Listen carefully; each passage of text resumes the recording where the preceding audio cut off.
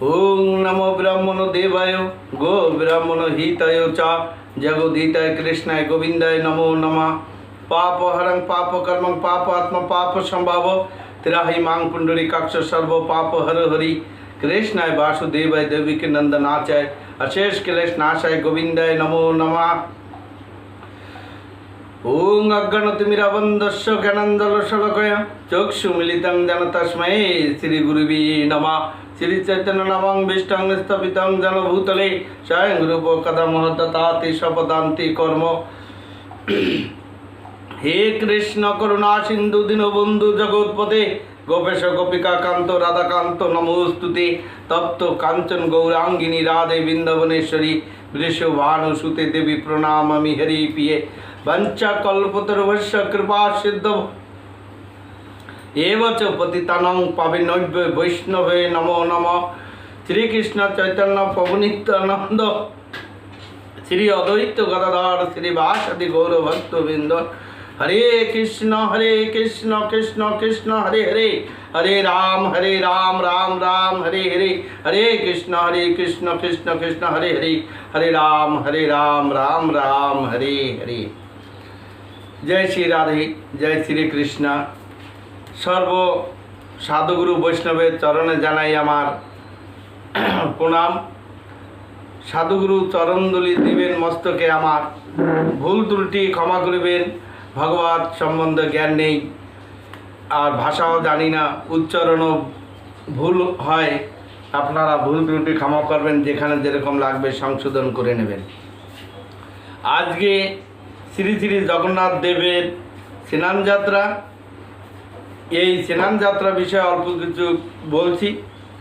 এই স্নান যাত্রা জ্যৈষ্ঠ মাসের পূর্ণিমা তিথিতে হয়ে থাকে এবং সেই দিন ভগবানের দারুমূর্তি বলভদ্র সুভদ্রা জগন্নাথ সুদর্শন রত্ন দেবীকে 105 সুবর্ণ ঘটের জলে স্নান করিয়া গণেশ রূপ মানে গণপতি ধারণ করেন।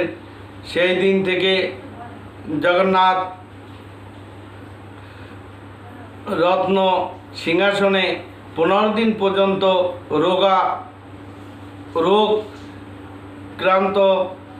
রোগাক্রান্ত থাকেন। এই 15 দিন জগন্নাথ দেবের দর্শন বন্ধ থাকে। এক সময় পত্র পুষ্প শোভিত ফল ভাত সংক্রান্তিস্য লতা পরিবেশিত স্নিগ্ধ সুশীতল যাহা বিতরণকারী বৃক্ষটিতে পরিশোভিত মণি ঋষিগণের তপস্যা একমাত্র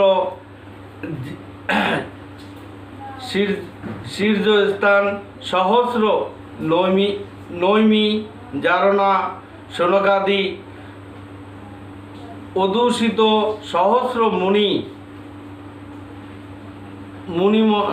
মুনিমনের সভা ছিল। সেই সভাতে কৃষ্ণবর্ণ মুখ চর্ম মধ্যে লইয়া দীর্ঘ জটামণ্ডলীধারী পরম দর্জি তুলা পৌরাণিক শ্রীসুত আগমন করিলেন। শ্রীসুত দেবকে আসিতে দেখিয়া শনকাদি ঋষিগণ উচিরিয়া দাঁড়াইলেন এবং করজোড়ে সাষ্টাঙ্গ প্রণাম করিতে লাগিলেন। বেদসুত প্রসন্ন হইয়া সকলকে আশীর্বাদ দিলেন এবং ঋষিগণ প্রদত্ত আসনে উপবেশন করিলেন। শৌনক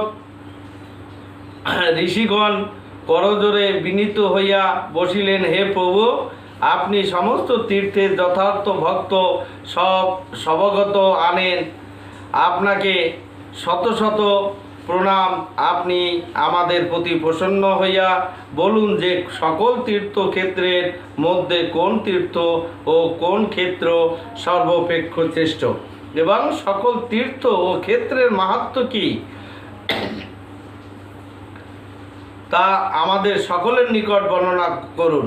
কারণ আপনি ব্যাসদেবের শিষ্য তত্ত্বজ্ঞ সনকাদি ঋষিগণের অগ্রহ দতিয়া সুদেব অতিশহ হষ্ট হইয়া প্রমত সনকাদি ঋষিগণের লোক হিতকর শ্রবণ করিয়া প্রশংসা করিবার পর গুপ্ত কথা সকলে কহিতে লাগিলেন। সুদ কহিলেন, হে সনকাদি মুনিগণ, শ্রবণ করো। সমস্ত তীর্থ বা ক্ষেত্রের মধ্যে শ্রী পুরুষোত্তম পরম পবিত্র বিশেষত্ব সকলের অন্ধকার বিনাশকারী সর্বলোকের কল্যাণপ্রদ। শ্রী জগন্নাথ নাম ধারণ করত প্রভু এই ক্ষেত্রে বাস করেন। সেই ক্ষেত্রের বিস্তৃতি শহর উত্তর তট ও মহানদী, দক্ষিণ তটে ঋষিকুল্লা নদী ও বৈতরণী নদীর মধ্যে 10 জন 40 কোশ। এই ক্ষেত্রে উৎকল উড়িষ্যা দেশের অন্তর্গত। ইহার প্রতিপদ ভূমি ধর্ম অর্থ কাম মোহ চতুর্বর্গ ফলদায়ক। হে মুনি শ্রেষ্ঠ, সেই স্থানে ভগবান সর্বদা শান্তিরূপে অবস্থান করিতেছেন। যে ভক্ত উক্ত ক্ষেত্রে এই বৈতরণী নদীতে এবং সিন্ধু সরোবরে স্নান করেন, তাহার উপর বিরাজা দেবী এবং মহাপ্রভু লিঙ্গরাজ মহাদেব এবং আশীর্বাদ প্রাপ্ত হন। তিনি সর্বদা লোকের বন্দনা নমস্কার যোগ্য। এই ক্ষেত্রের মধ্যে সমুদ্র জলেতে পঞ্চকোশ ব্যাপী মাত্রেই মানুষের বহু ছিন্ন সঞ্চিত পাপ বিনষ্ট হইয়া যায়। পুরুষোত্তম ধামের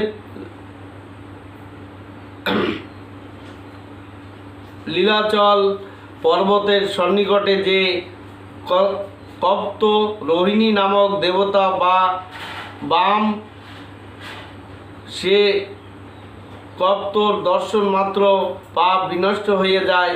প্রবল কালে শ্রী বিষ্ণু ভগবান সেই কপ্তর তট দেশে কল্প বৃক্ষের নিচে বাস করিয়াছিলেন। তাহার সেই মূর্তি দর্শনে বা স্পর্শে ব্রহ্ম ইত্যাদি পাপ নাশ হয়ে যায়। এই স্থান হইতে কি দূরে রত্ন সিংহাসন পরে নীল মাধব অবস্থিত আছেন, যার উভয় পার্শ্বে পৃথিবী রূপী দেবী এবং লক্ষ্মী অধিষ্ঠিত আছেন। যাহার সেই স্থান হইতে শত হস্ত পরিমিত দূরে অগ্রিকে পৃথিবী পতি দেবরাজ সহিত শাসক দেবরাজ বিরাজমান আছেন এবং মাধব ভগবান দক্ষিণ দিকে সাক্ষাৎ ব্রহ্ম স্বরূপ হিরণ্যকশিপুর হত্যা নৃসিংহ ভগবান বিরাজিত আছেন। এই পূর্ণতম ক্ষেত্রে মানুষ যে পূর্ণ বা পাপ করে, তাহা কমপক্ষে কোটি গুণ বৃদ্ধি হয়। পরমাত্মা নৃসিংহদেবের অধিষ্ঠান হইতে কিছু দূরে বিমলা দেবী জীবের মুক্তিদায়িনী শক্তি অবস্থিত আছেন। সেই স্থানেই কর্ণিকা তীর্থ আছে। সেই স্থানেই কপাল মোচন মহাদেব অবস্থিত, যাহার দর্শনে ব্রহ্ম ইত্যাদি পাপ বিনষ্ট হয়। সমুদ্রের তীরোপরি জিতেন্দ্রীয় নারায়ণেশ নামক মহাদেবের মূর্তি আছে, যাহার দর্শন এবং পূজন করিলেই কোটিলিঙ্গ শিবের পূজার ফল পাওয়া যায়। সেই স্থানেই বিষ্ণু ভগবান এবং মহেশ্বর সদা ভোগ চামুণ্ডা স্থিত আছেন। তথায় লোকপরায়ণী শ্রী গঙ্গা দেব বিরাজমান আছেন, যাহার দক্ষিণে শত ঋষি ভগবান এবং মহাদেব উভয়ই মূর্তিতে বিরাজমান আছেন। এই সকল স্থানের দর্শন স্পর্শেই ভক্তগণের সম্পূর্ণ পাপ নাশ হইয়া রাজসূহ যজ্ঞের ফল লাভ হয়ে থাকে।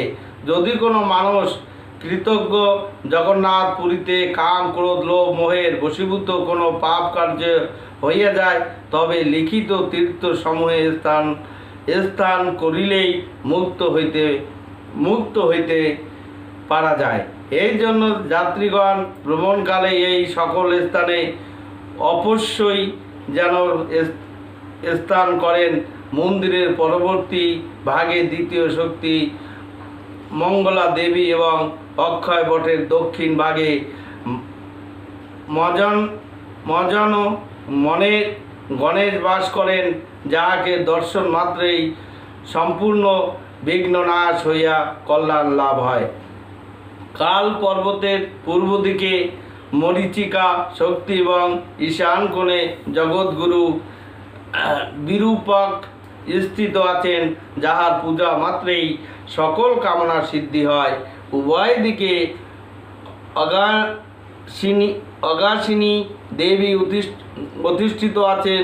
অগাসিনী কপালমোচন তীর্থের মধ্যে হরিণশস সঙ্গের কিছু দূরে নীলকণ্ঠ শঙ্খের পশ্চাতে সর্বমঙ্গলা ক্ষেত্রে রক্ষার জন্য সর্বদা অবস্থান করেন ও বটবৃক্ষের বায়ু কোণেতে মহৎ তপস্বী মার্কণ্ডেয় নামক চিরস্মরণীয় করিবার জন্য একটি পূজ্যঋণী আছে, যাহাতে পুষ্করিণী আছে, যাহাতে স্নান মনুষ্য শিবের পূজা করিলে সে রাজস্ব যজ্ঞের ফল প্রাপ্ত হয়। এই ভারতবর্ষে যেখানে নীল মাধব আছেন সেই স্থানকেই বলা হয় তীর্থ সম্মানিত মহাক্ষেত্র, এবং সেই স্থানকে স্বর্গস্থিত দেবতাগণ পূজা করিতে ইচ্ছা করেন। এই স্থানে পশ্চিম দিকে সবর জাতিদিগর বাসস্থান আছে। এই প্রকার এই শ্রেষ্ঠ জাতি ক্ষেত্র চতুর্থ শ্লোক গীতি যজ্ঞ পরম পবিত্র। এক সময় একটি কাক পিপাসার পীড়িত হইয়া রোহিণী কুণ্ড সন্নিকটে আসিয়াছিল এবং জলপান করিয়া যখন সে মাধব ভগবানের নিকটে দিয়া উড়িয়া যাইতে চাইল, তৎক্ষণাৎ সমস্ত পাপ হইতে মুক্ত হইয়া শঙ্খ চক্র গদা পদ্মধারী চতুর্বাহু বিষ্ণুর বর প্রাপ্ত হইয়া বৈকুণ্ঠ লোকেতে গমন করিল। তখন ধর্মরাজ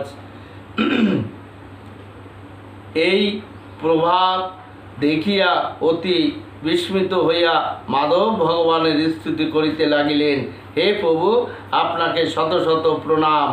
আপনার মায়া জানিয়া কিছুতেই সম্ভব নয় যে আমার এই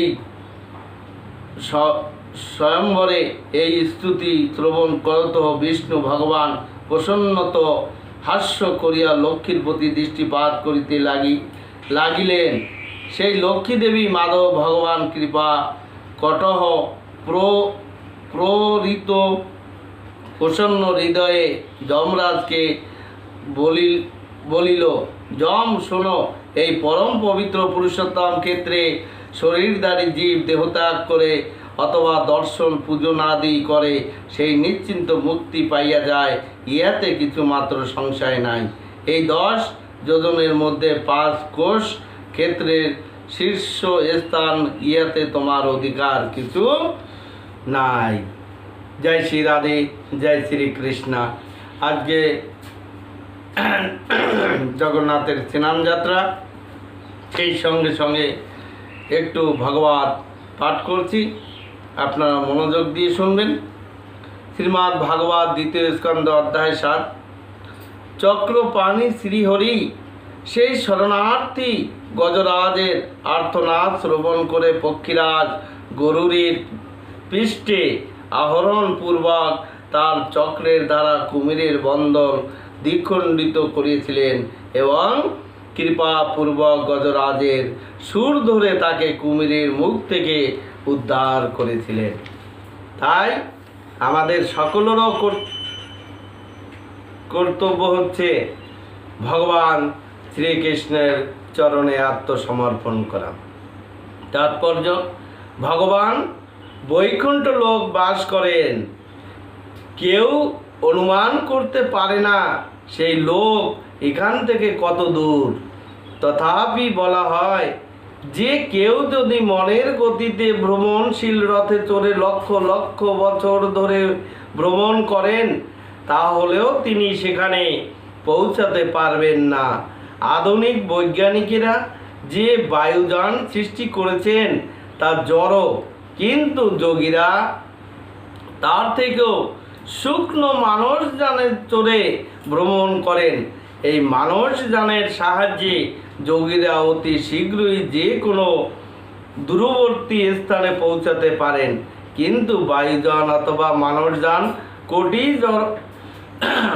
কোনোটি জড় আকাশের থেকে অনেক দূরে অবস্থিত ভগবত ধাম বৈকুণ্ঠ লোকে প্রবেশ করতে পারে না।